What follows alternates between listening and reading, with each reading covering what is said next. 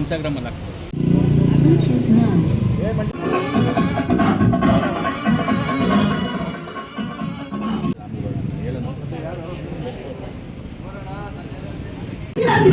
ಕೊಂಡೋರು ತಟ್ಟರಲ್ಲ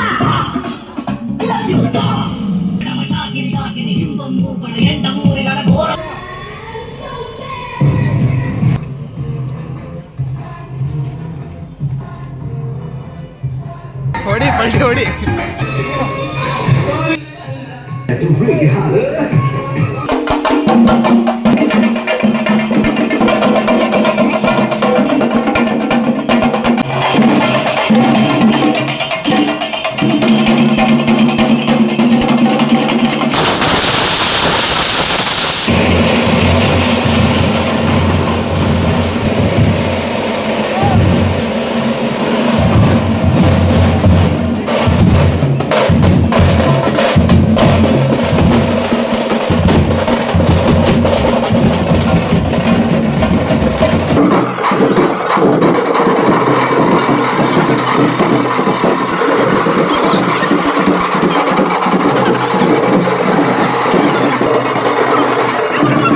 sir cinema ಹೆಂಗಿದೆ sir?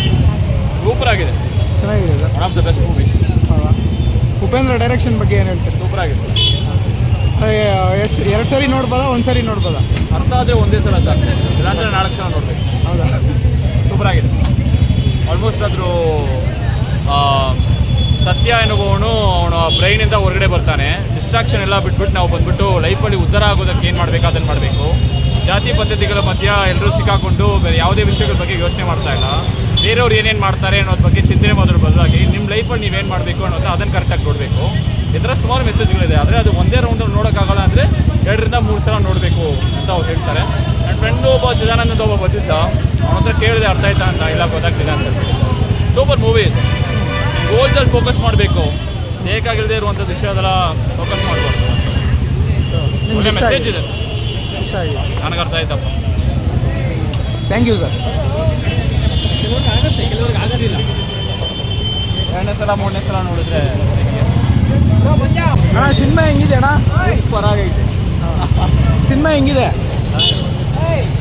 Sir? Cinema ಹೆಂಗಿದೆ sir? 2.5 hour picture ನೋಡಿ ಆಮೇಲೆ ನೀವೇ ರಿವ್ಯೂ ಕೊಡೋದು.